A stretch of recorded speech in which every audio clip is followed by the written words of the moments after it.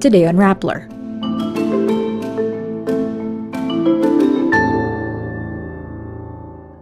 The Department of Education wants to fast-track the shift to the old academic calendar by March 2025.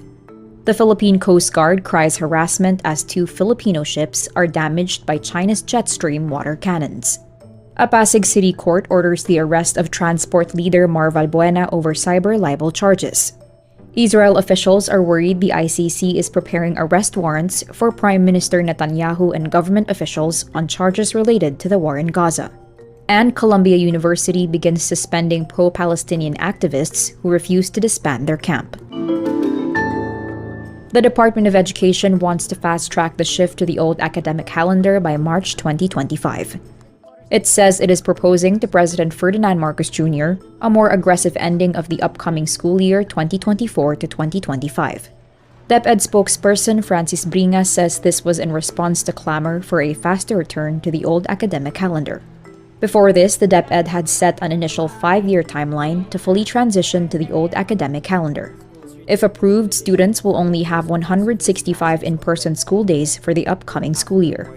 The remaining will be done through distance learning. There will be shorter school breaks during the transition. Republic Act 7797 says school days should be between 200 to 220 days. In recent weeks, the DepEd suspended in-person classes due to excessive heat. The heat index in Iba, Zambales reached 53 degrees Celsius on April 28, the highest recorded in 2024. The China Coast Guard used jet stream water cannons against 2 Philippine vessels in Bajo de Masinloc or Scarborough Shoal on April 30, 2024. Philippine Coast Guard spokesperson Commodore J. Tariela says the twin water assault of the China Coast Guard damaged the PCG vessel BRP Bagakay. Tariela adds this serves as, quote, evidence of the forceful water pressure used to harass Philippine vessels. The PCG's Bagakay and the Bureau of Fisheries and Aquatic Resources BRP Bancao were patrolling waters near Bajo de Masinloc. During their patrol, the 2 vessels encountered 4 China Coast Guard vessels and 6 Chinese maritime militia vessels. Bajo de Masinloc is a traditional fishing ground for Filipinos, Chinese, and Vietnamese. The China Coast Guard also installed a 380-meter floating barrier that covered the entrance of the shoal, restricting access to the area. A Pasig City court orders the arrest of Manibela leader Mar Valbuena over cyber libel charges stemming from the complaints filed by Transport Secretary Jaime Bautista.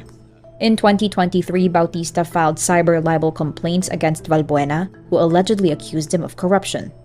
Bautista's complaints are based on Valbuena's remarks in an October 9 press conference.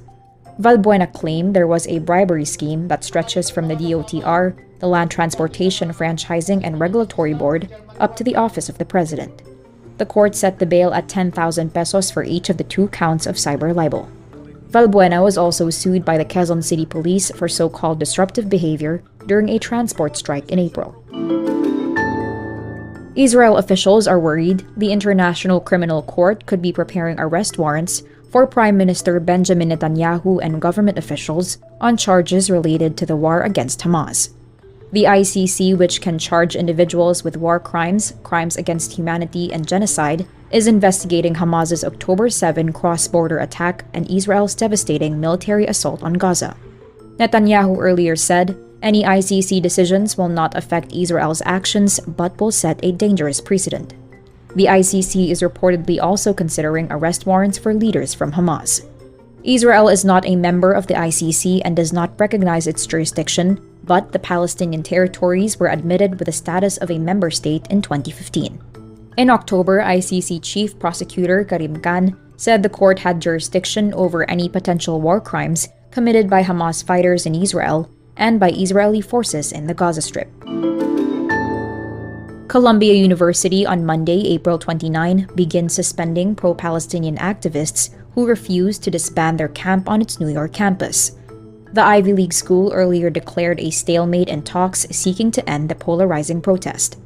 Days of negotiations failed to persuade demonstrators to dismantle the tents set up to express opposition to Israel's war in Gaza. The university sent protesters a letter on Monday morning warning that students who did not vacate the encampment by 2 p.m. Eastern Time and sign a form acknowledging their participation will face suspension and become ineligible to complete the semester in good standing.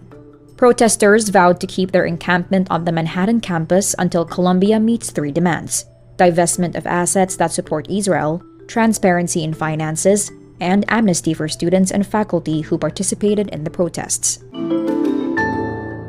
And that's today's wrap. I'm Nina Liu. Thank you for watching. Click the link below for the full story.